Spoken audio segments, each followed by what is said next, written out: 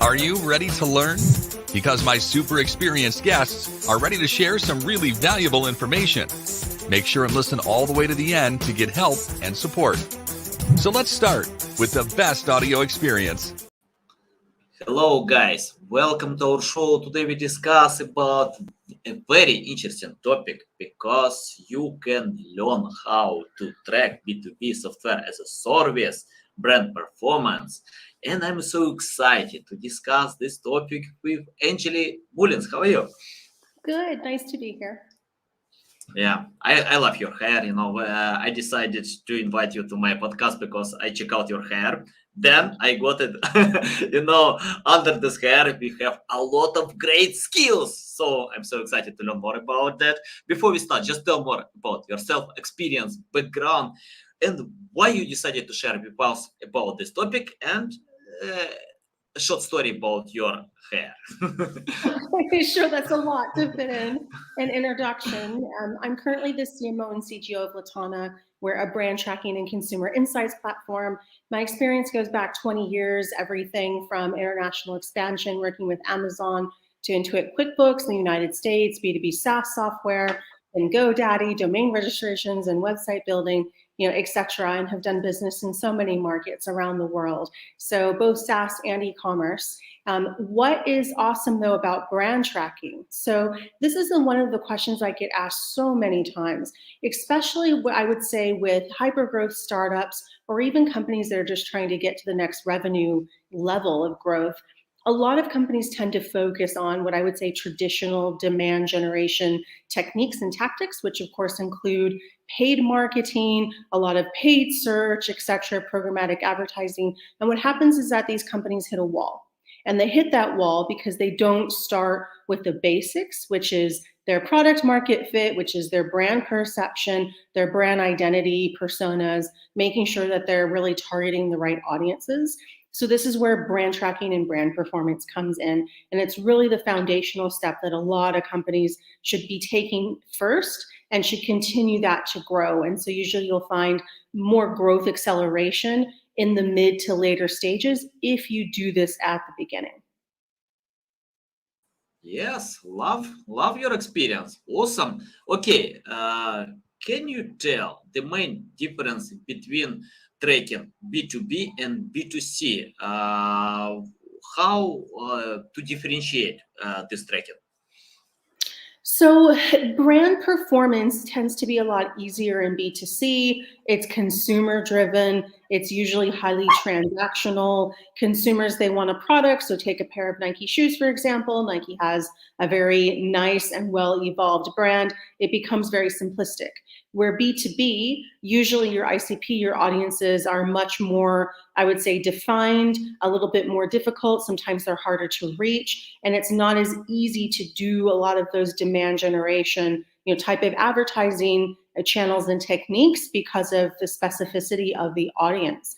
What happens in B2C, though, that people don't understand is, especially with these larger brands, there's been years and years, sometimes decades, of brand identity, brand persona, the evolution of that brand, so people understand it. You can use Apple as another example. A lot of people are very loyal to it, but they don't realize that there was so much work and effort going into that over time. And this is really exactly what companies are missing, and especially, the small to mid-sized businesses, they're missing the value and the importance of doing those activities. So it becomes more apparent in B2C just because as consumers, that's what we see out in the world, but in B2B, it's also extremely relevant.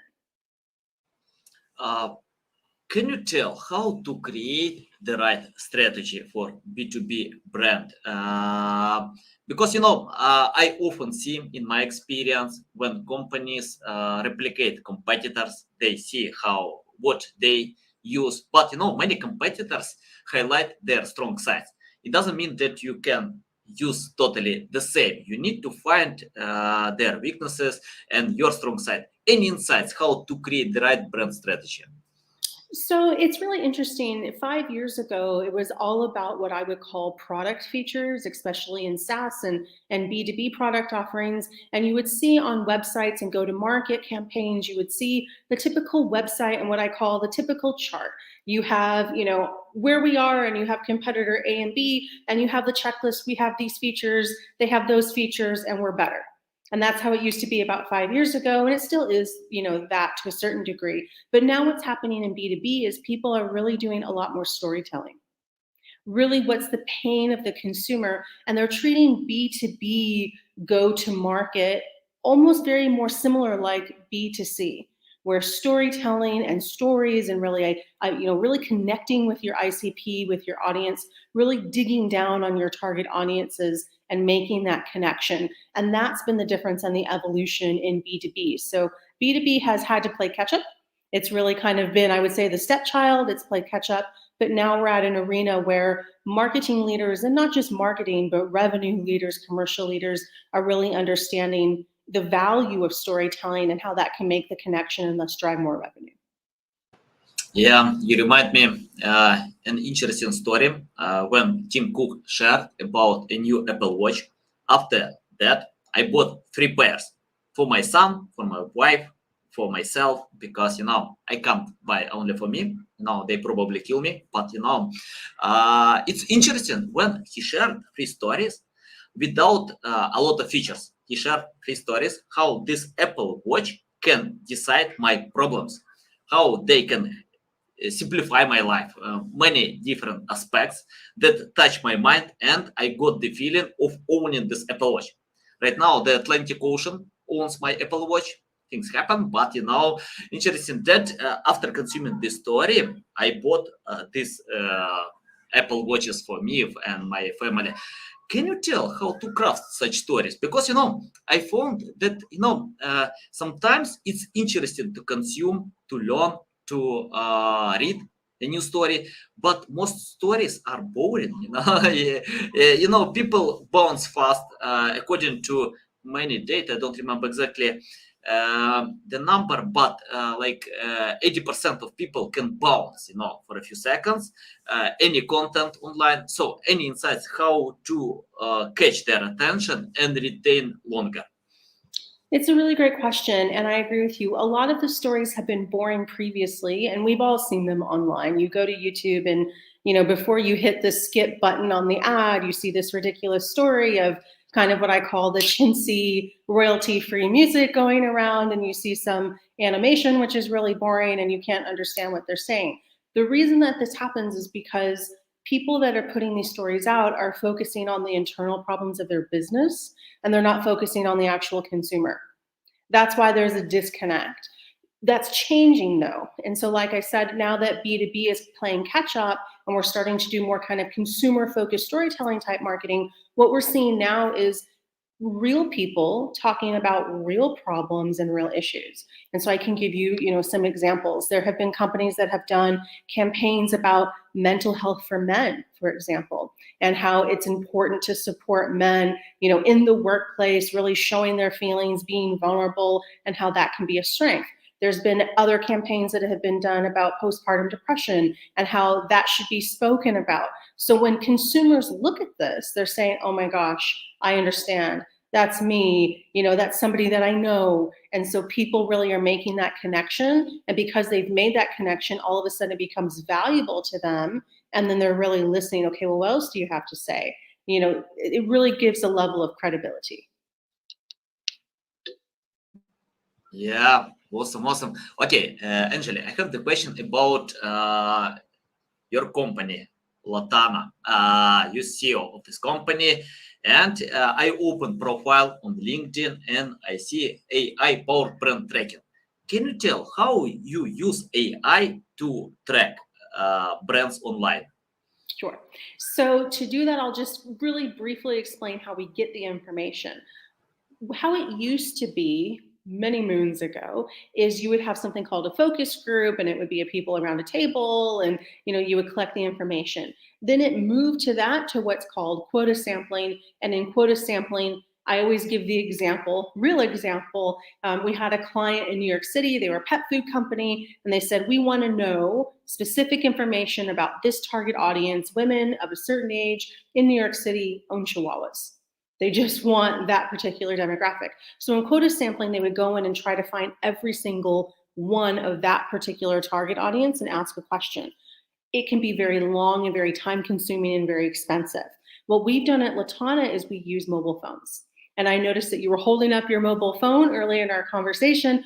A lot of people around the world have mobile devices. It's easy to access these individuals via third-party sites, whether it's video games, advertising, shopping, etc. So we're using a mobile optimized survey platform to be able to really dissect and get quickly information from people. And we use a personalization technique to be able to do it.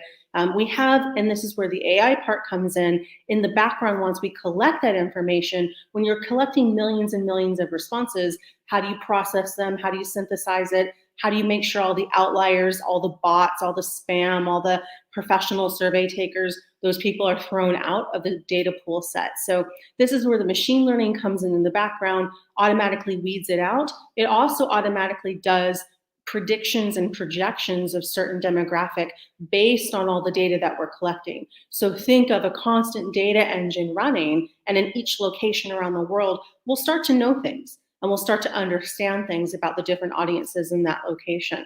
So that's a little bit high level about how we do it. Nice. And what do you think about Chat GPT? Because the last time it's a hot topic, I got a lot of questions online, probably, I don't know, many articles every single day appealed about Chat GPT. Your thoughts about that? Do we need to use it, or it's better to use something else? It's so cool. I actually just signed up for it this morning from OpenAI. I've seen so many ads about it. I said, I'm going to sign up for this thing. I know they're still under beta mode. I signed up for it and I just started asking simple questions like, tell me the, history of the planet, write me a poem, testing it. And then I started to use it for, some marketing things. I said, okay, write me some headlines about this. And I actually started writing headlines. I'm like, this is cool. OpenAI also has another sector, not just ChatGPT. They also have I'll call it an artistic kind of section of it called Deal, I think, or Dell, something like this, DELLE, yeah. And so if you look at this section of it, you can actually say, show me an oil painting with a cat on a skateboard, wherever, and it will actually paint that picture for you. And I've tested it out on so many things. So you have these two sections intermerging of content creation merged with design formulation. And so this is the cool thing. The implications that it's going to have in the community is going to be massive. Over the next 5 years, we're probably going to see tons of jobs change. We're already seeing that right now with paid advertising, which also leads into the things that I just talked about as far as brand perception and brand performance, because it's going to become more about the storytelling and less about the demand gen, because the demand gen, it's already going to be done for us through Google, through maybe possibly ChatGPT, who knows. But this AI revolution is going to do that for us. So we have to become much more intelligent and strategic about how we're doing things. On the design side of it, huge implications. I mean, think about, you don't need a painter anymore, even a designer possibly. I mean, what is that going to do to the tons and tons of jobs out there is a huge open question, but this is just getting started. I recommend everyone to go in and try it, just so you can see, how it works, what it would do, but it really blew me away. And yeah, the implications are endless. Yeah, I agree. We need to adapt faster than competitors can do, because, for example, I remember when Uber appealed, after that, 1 million accounting lost their jobs because of new technology. It can happen with AI, ChatGPT, new version ChatGPT 4, because Bing is going to use ChatGPT in search results, because Bing invested $1 billion, to OpenAI, and in March they are going to change a search engine game. We'll see how it works. And what I found one interesting feature on ChatGPT that many people ignore. It helps. You can translate any text to any different language. I used a few texts from English to Ukrainian and Russian because I know these languages, and I found that I don't need to edit anything. Just complete text. Awesome, yeah, awesome feature. I love it.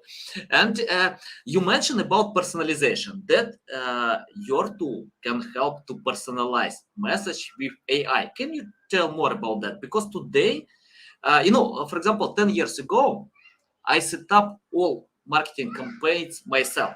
I didn't use special skills. I just registered in Google Ads, paid 5-10 cents per click, and that worked well. Today, it costs like $5-10.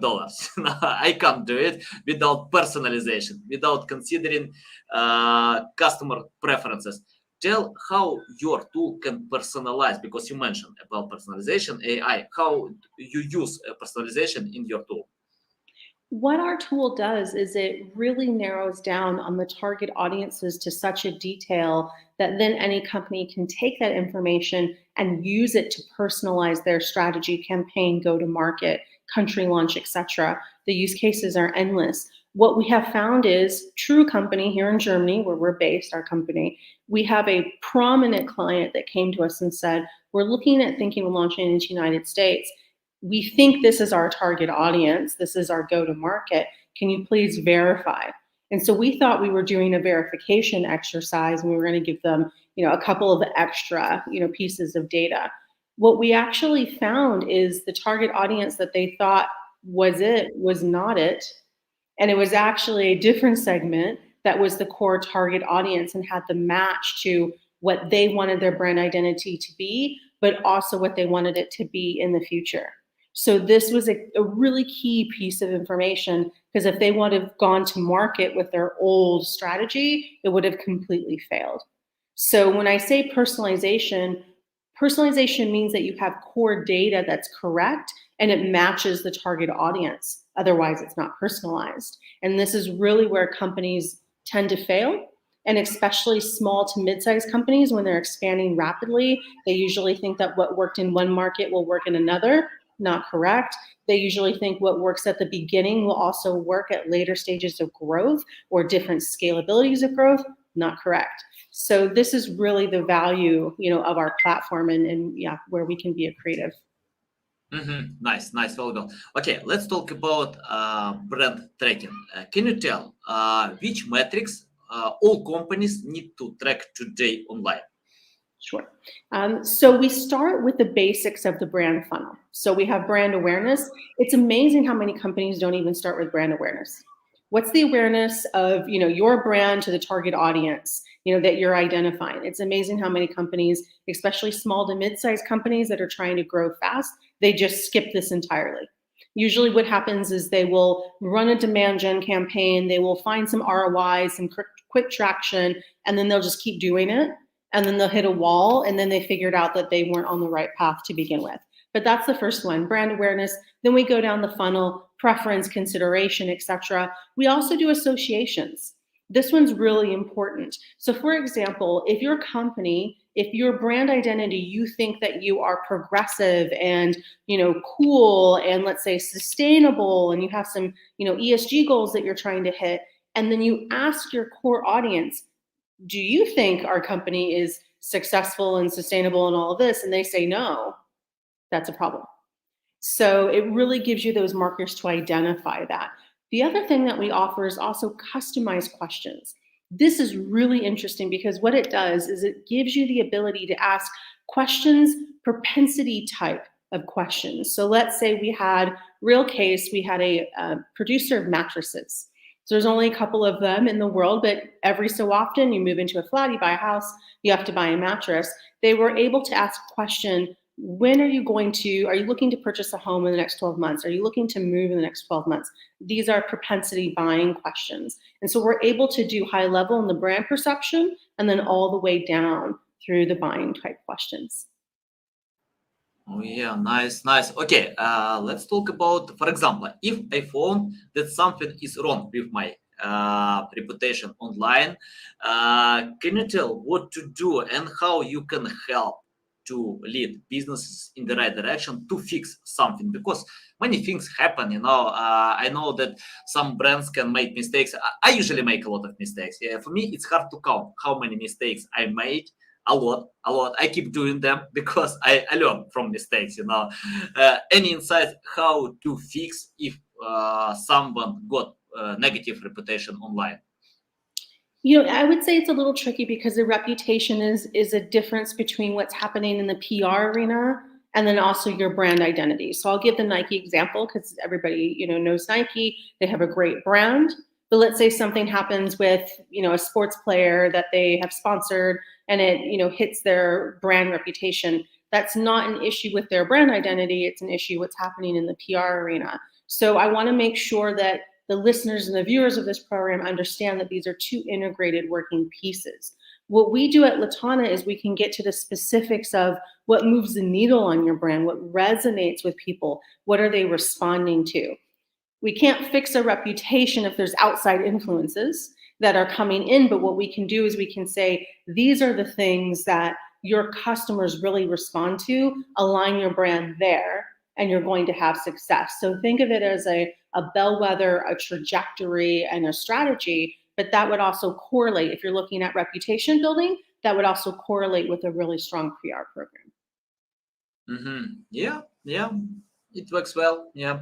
Okay, Angeley, I have the question about common mistakes. Can you list mistakes that companies still do and how to find a much better way?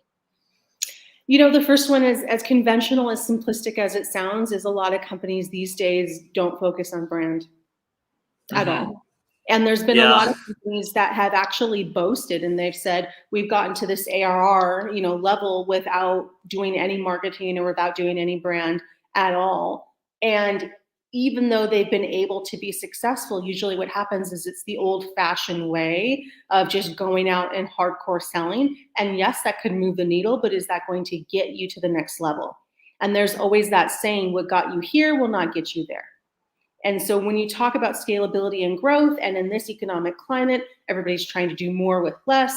Everybody's trying to get, the acquisition costs down, but then they're also trying to scale, rapidly. It's really important to have the brand and the brand identity. What I always say is when you spend on brand, it's the gift that keeps giving over and over and over again. And it's very different than traditional demand generation methods, which I understand why a lot of people do them. They want quick ROI. They want, an equation saying I spend $1 euro, or British pound and you get, 5 back, for example.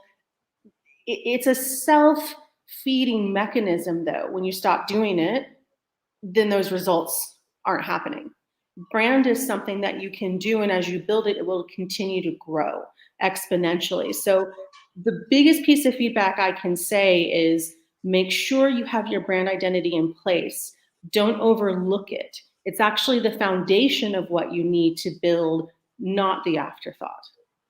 Yeah, agree. You remind me a few of my clients when I told them, nobody cares about your brand. And they replied to me, I need SEO traffic. Please give me SEO traffic. So, it's really hard today to provide results if nobody cares about your brand, if zero searches, if people are not interested with your brand. But if you have some strong brand recognition, yeah, of course, it's possible to use marketing channels because we can't cheat consumers. Consumers can search online if they see Nike, Puma, and unrecognizable brand. I don't know they can buy from unrecognizable brand because you need to bring value to help to create brand awareness, and then you can sell and provide marketing campaigns. I agree with that. On your LinkedIn profile company, I found smarter tools, better marketing decisions.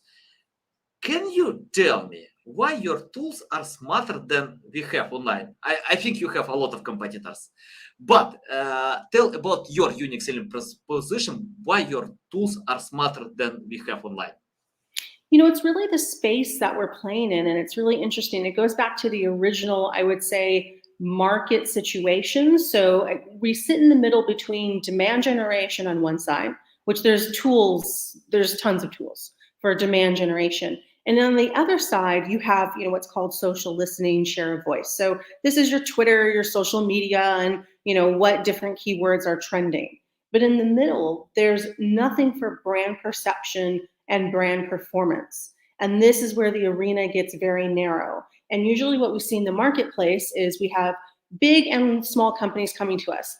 We've killed SEO, we're killing it at demand generation, but we're just not able to connect with our audience. And now we've hit a plateau and we can't put any more money into the paid marketing machine because the CAC is going to be too high. And what do we do now? And this is the most common problem that we see. And so this is where I say smarter tools, better marketing decisions. What our tool gives our companies is the perception of the performance of their actual brand marketing and brand spend, where you can say how much your awareness has grown, and you can actually start tying that to different campaigns that you've done, different launches in different markets, different channel levers that you're using. We do the perception, the consideration, the brand funnel, the associations, all of this. And the reason it's better marketing decisions is because it's a holistic system. So just like I was saying a little bit before on your show, where companies will get to that wall, they'll hit the wall and they won't know what to do. And the first question we ask them is, do you have a brand identity? Have you evolved your brand? 8 out of 10 times they say no. And we're like, well, that's your problem number one. And then usually what happens is when they start to do that, they realize, oh my gosh, I was spending all this money on performance marketing and we were targeting the wrong people. Yes, we got some customers in, but the reason we kept spending more and more money and we didn't get the ROI back is because we didn't have the right target audience to begin with. Yeah, nice. I like another quote on your LinkedIn profile: make better marketing decisions. I think it's very important to make the right decisions. Sometimes we can fail, that's okay. But, it's better to decrease the chance of failing. And it's important today, for example, I have clients who ask me how to choose the right marketing decisions, to choose the right channel.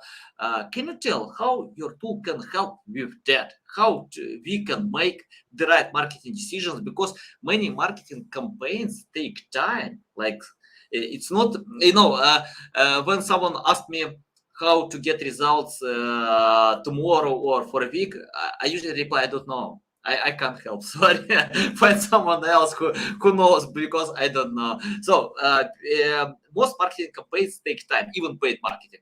But how to make the right marketing decisions and decrease the chance of failure? So marketing is about knowing your audience and about telling the right stories at the right time. These are the elements that make up marketing. I'm oversimplifying it completely, but these are the building stones. What happens usually is that companies, like I said, they're doing one channel and they just try it because they think it's popular. For example, if somebody asked a marketing leader, what's your favorite channel? I hate that question because it's not about what my favorite channel is, it's about what matters to consumers. So this is, again, where we talk about our tool helps you identify your target audiences. And not only that, what do your target audiences really care about? So I'll give you an example. Let's say you're in fintech and you have a banking app, a consumer banking app. And let's say we identify your audience as 20 to 25-year-olds, for example, true story. And what do they care about?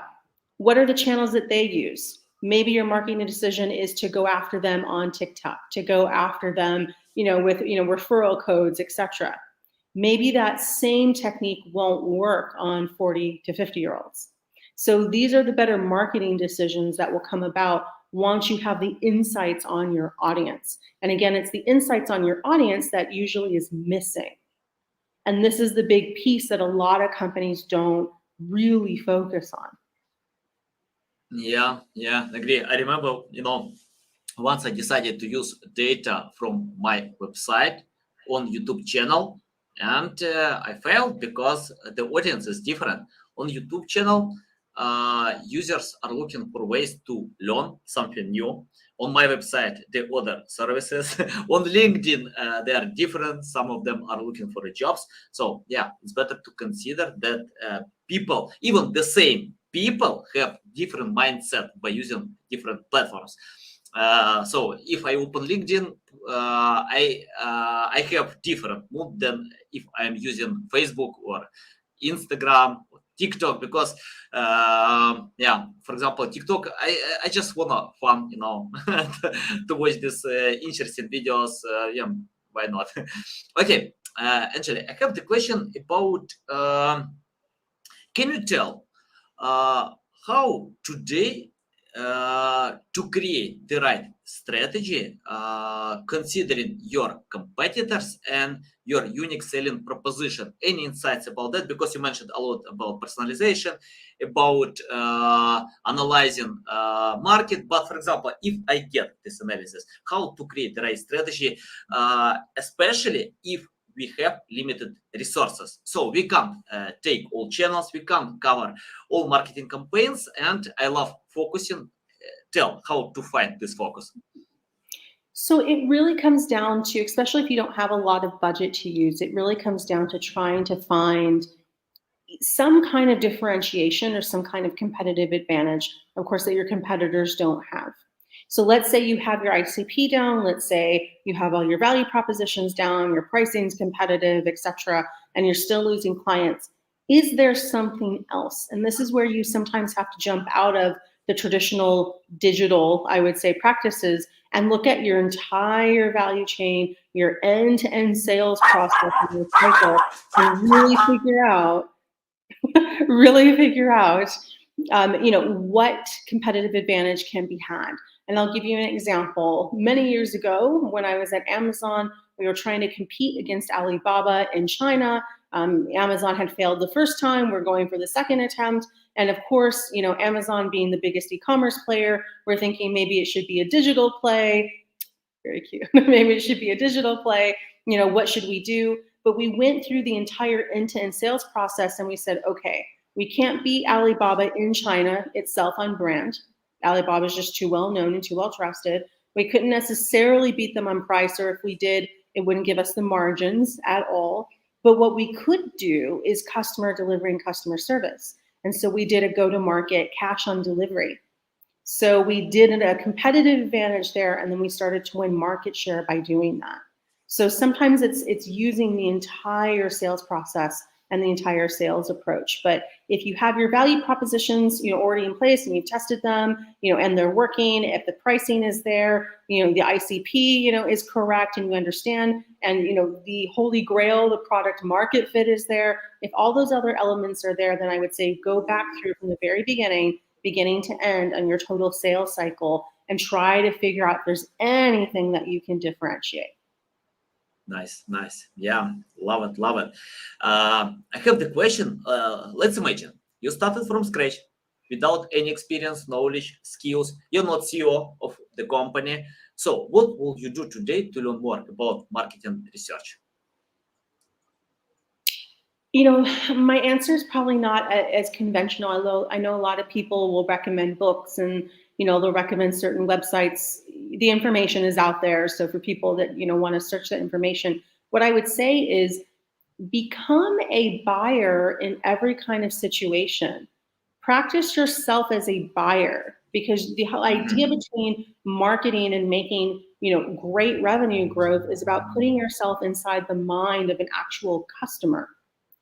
Go buy through different channels, go through that process. What actually resonates to you about different ads? So for myself, for example, we're experimenting with TikTok.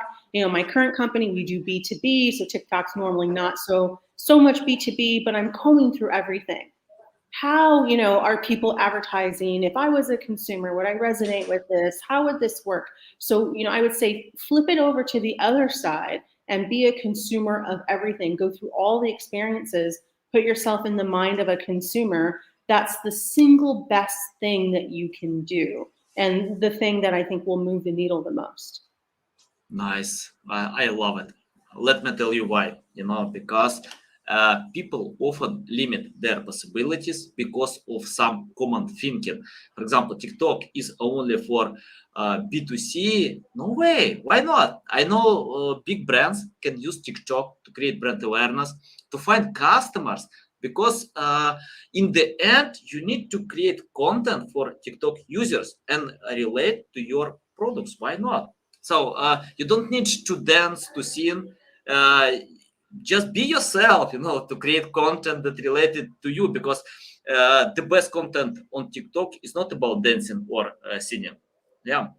Many great content creators can't do it, but they get million views, a lot of results, and for me, it's important to find channels where you enjoy creating content. Why not? If you can do it on TikTok, why not? Just do it. Sometimes we need to be themselves than trying to copy someone else. Okay, Angeley, I have the question about the future. Can you predict the future in brand tracking? Because many things are coming: metaverse, augmented reality. I still get the question: is SEO dead? Is I don't know, Instagram dead? And similar questions. What kind of future will be, and how to adapt today to this future? Well, before we get to B2B, I'll definitely put in my 2 cents about Instagram. I think Instagram will die. So it will die. And there will be probably something in the next, 2 to 5 years that will probably, take that over. And I think we've seen social media platforms, really transform every 5 years or so. So, we're about due for the next one. The trends in B2B, so B2B is going to become even bigger. We're now seeing B2B companies advertise OOH, they're advertising out of home, they're doing, the big billboard campaigns, for example, that normally was just reserved, for B2C. We're definitely going to see more social commerce, and I've been writing about this for years. Just when social commerce first started to get started, you could, do checkout actually through Instagram. You're now seeing social commerce, everything. You're seeing high user-generated content. So all of this will continue.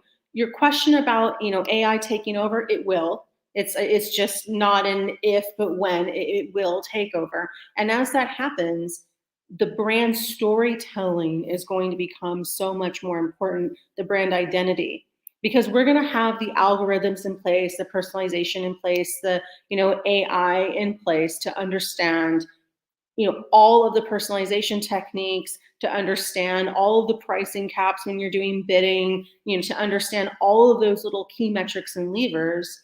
What's going to be left is what I call the strategic mind and the strategic mindset of the why and why do people care.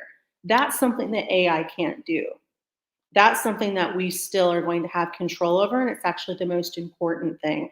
And then as AI continues to take over, what will happen is we can direct that, which will be really nice. Yeah. I think, AI can surprise many times. It's better to adapt today. We don't know how it will work, but definitely some occupations can disappear. And we saw this before many times. That's okay. It's evolution. And if you learn about that, if you can adapt, I think, and you mentioned that Instagram will die. I remember when Jeff Bezos told on his meeting that Amazon will be bankrupt one day. Because nothing can be forever. It depends. But today, Instagram has strong positions, Amazon has strong positions, and we'll see. People change behaviors. New companies can overtake old companies. That's okay, it's part of evolution. Angeley, it's a big pleasure to get on the show, to learn from you. Tell our audience how they can reach out to you, learn more about you, follow you. Sure. So you can reach out to me on LinkedIn. You can follow me on LinkedIn, and you can learn more about brand tracking and brand performance at latana.com. Okay, guys, you can find all these links in the description below. Listen us on Apple, Google, Spotify. Thanks again for your time. A big pleasure. I love all your insights. So valuable. Guys, you need to follow Angeley on LinkedIn because you can see a lot of value. Okay, guys, love you. See you.